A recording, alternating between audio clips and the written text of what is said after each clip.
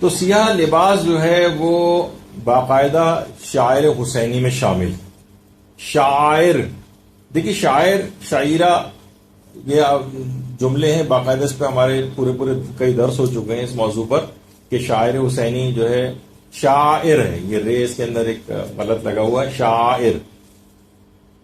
شاعر پلورل ہے، شاعرہ جو ہے وہ سنگولر ہے، واحد، یعنی ایک اگر کسی کی بات ہو تو وہ شاعرہ شمار ہوتی. شاعر بہت سارے شاعرہ کا جو ہے مجموعہ ہوتا ہے. تو سیاہ لباس جو ہے شاعر حسینی میں شامل ہے، یعنی جس کو دیکھ کر امام حسین کا غم یاد آئے، وہ تمام چیزیں شاعر میں.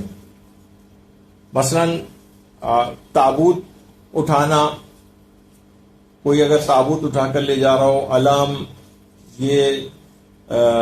یہ تمام چیزیں یا سیاہ لباس، یہ شاعر حسین، ان کو دیکھ کر امام حسین کا غم تازہ ہوتا. اور باقاعدہ آیت اللہ بہجت یہ جملہ فرماتے تھے کہ تمام وسائل عزاداری کا احترام کرنا لازم. اس میں لباس سیاہ ہے، اس میں ذریحوں کا احترام ہے، علم، اور جو جس طرح سے ہمارے یہاں علم وغیرہ بنائے جاتے ہیں، یہ تمام کی تمام چیزیں مشروعیت رکھتی ہیں، ان کا ایک احترام ہے. عام طور پر آج کل یہ نعرے بھی بہت لگنے لگے ہیں کہ یہ تو ہم نے خود بنائی ہیں چیزیں، ان کا کیا احترام ہے. تو ہم نے اس سے پہلے بھی بہت سی مثالیں دی تھی کہ یہ جو غلاف کعبہ یہ بھی تو آپ ہی بناتے ہیں، تو کیا اس کا احترام نہیں ہوگا؟ غلاف، یعنی جس وقت غلاف کعبہ پاکستان کے اندر بھی تیار ہوا تھا ایک سال میں، یہاں سے بن کے غلاف کعبہ وہاں گیا تھا، تو اس کی لوگ زیارت کو جاتے تھے، اس کو چومتے تھے. اور جس وقت غلاف کعبہ وہاں سے الگ بھی ہو جاتا ہے، آج بھی حکومت سعودی عرب باقاعدہ اس کے پیسز کر کے تبرک کے طور پر تقسیم بھی کرتی ہے، اور لوگ لے کر آتے ہیں. بہت سے لوگوں کے پاس یہاں پہ فریم کر کے اپنے گھروں میں غلاف کعبہ کا ٹکڑا لگاتے ہیں. اور ایک زمانے میں تو وہ بھی تھا کہ لوگ کینچیاں لے کے جانا شروع ہو گئے تھے، اور حاجی حضرات وہ غلاف کے دھاگے اور وہاں سے وہ کپڑا کاٹ کے لانے لگے تھے. تو اب وہ ایام حج جب شروع ہوتے ہیں اور لوگ زیادہ آنے لگتے ہیں، تو وہ آپ دیکھتے ہیں کہ غلاف کعبہ کو لپیٹ کے بہت اوپر کر دیا جاتا ہے. اسی وجہ سے تو لوگ کاٹ کے بھی لانے لگے تھے. تو بہرحال ان تمام چیزوں کا ایک خاص احترام ہے، یہ مشروعیت، حتیٰ کہ سیاہ لباس کا بھی احترام ہے. یہ کیونکہ یہ وسائل عزاداری، ان کا احترام مشروعیت رکھتا ہے. تو اس لحاظ سے اگر آپ دیکھیں تو روایات کے اندر باقاعدہ ہمارے 8ویں امام رضا علیہ الصلوۃ والسلام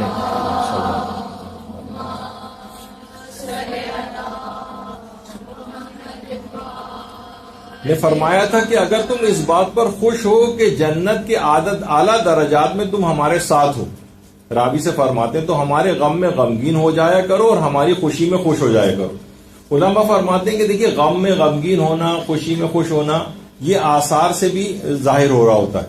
یہ جو امام نے کہا فحزن لحزننا ووفرا لفرحنا، تو ہمارے غم میں مغموم، ہماری خوشی میں جو خوش ہونے والا جو چیز ہے، تو غم میں غم کی بہترین مثال جو ہے علامت حزن کے طور پر وہ سیاہ لباس.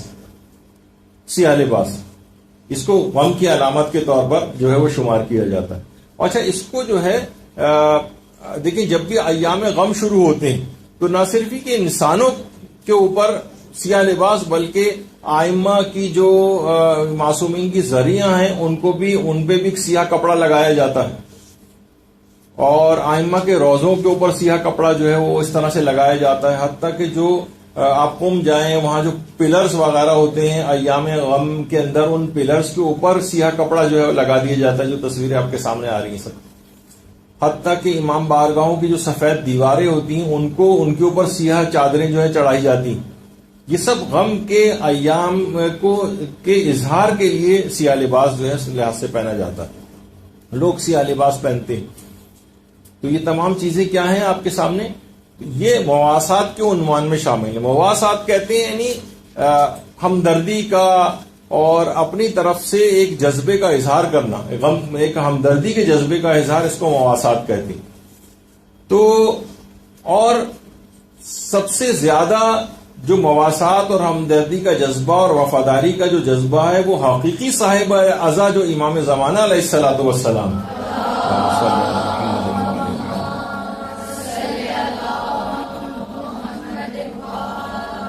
ان کے حضور محبت کا اظہار کرنا، ان کے سامنے اطاعت کا اظہار کرنا اور ان سے اعلان وفاداری کرنا، یہ سیاہ لباس پہننا، امام کے سامنے ہم تعزیت کا اظہار کرتے ہیں، اپنے جو صاحب اعضا ہے، حقیقی صاحب اعضا۔ اچھا، ائمہ کی اپنی سیرت کے اندر بھی ملتا ہے کہ ایام غم میں اس طرح سے مستقل سیاہ لباس پہنتے تھے، اور کچھ جگہوں کے اوپر اگر کہیں قولی طور پر کراہیت آئی بھی ہے، جیسے کہ جس کو بھی ہمیں آگے چل کر ثابت کریں گے کہ وہ چیزیں کیوں آئیں، تو علماء یہ فرماتے ہیں کہ خود ائمہ کی جو فعلی سیرت، یعنی جو فعلاً انہوں نے کیا ہے، اس سے اس کی کراہیت ظاہر ہو جاتی۔ جو علماء کی چیزیں، یعنی ہمیں کوئی چیز یہاں پر فقہی لحاظ سے کوئی خدا نخواستہ کوئی چیز درس خارج کے طور پر ثابت نہیں کی جا رہی، بلکہ یہ کہ خود علماء نے جو دلائل بیان کی وہ آپ کی خدمت میں جو ہے وہ پیش ہو رہے ہیں۔ اچھا، اگر اس لحاظ سے اگر آپ دیکھیں تو سیرت علماء اور مراجع ہماری مستقل سیاہ لباس پہننا۔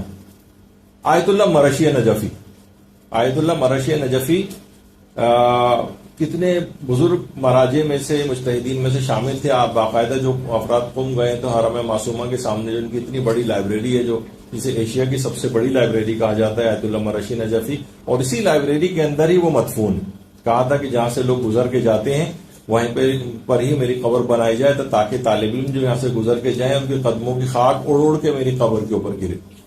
تو آیت اللہ شہاب الدین مرشی نجفی باقاعدہ شہاب شریعت کے نام سے انہوں نے جو وصیت نامہ، مختلف اب تو ناموں سے یہ آ چکا ہے، اردو میں ترجمہ بھی ہو چکا ہے، اس میں باقاعدہ انہوں نے اپنے بیٹے سے وصیت کی تھی اس بات کی کہ سالہ سال تک، شاید 40-50 سال تک مسلسل جو عزاداری کا لباس میں پہنا کرتا تھا سیاہ رنگ کا، اس کو مرنے کے بعد میرے ساتھ قبر میں دفن کیا جائے، اس سیاہ لباس۔